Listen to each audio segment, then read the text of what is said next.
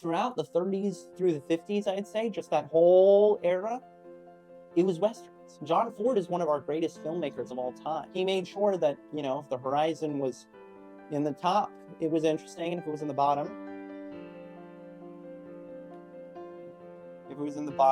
and all he made was Westerns, and occasionally a war movie, mostly because he went to war.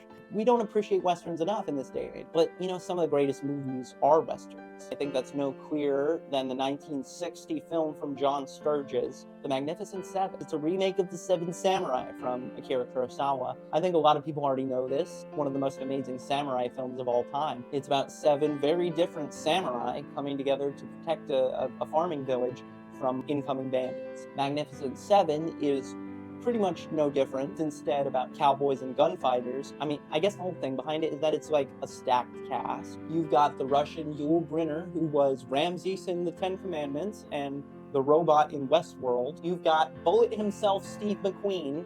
You've got Horse Buckles, the German James Dean, as they called him. The legendary Charles Bronson. Robert Vaughn. James, I'll kidnap 1,000 children before I let this company die, Coburn. And tough guy actor Brad Dexter, with Sergio Leone regular Eli Wallach on board as the villain Calvera, the bandit chief. So it's about their differences and how they can come together and defeat the bandits.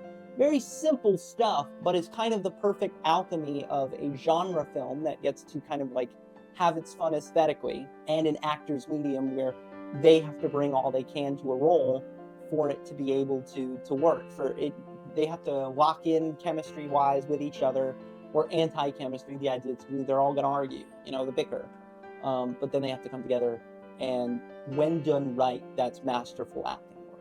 I think ensemble work is sometimes the most difficult stuff. You look at those Knives Out movies, that's not easy. You never know if you're going to get back your investment on a casting situation like that. You're just putting actors you like and think are good, but what may work for Jeremy Strong is not going to work for Kieran Culkin. And God bless him, Succession worked, but it doesn't always work out that way.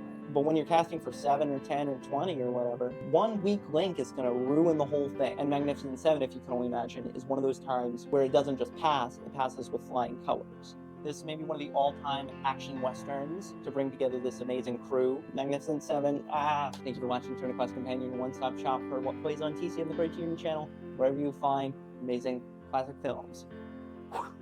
Thank you.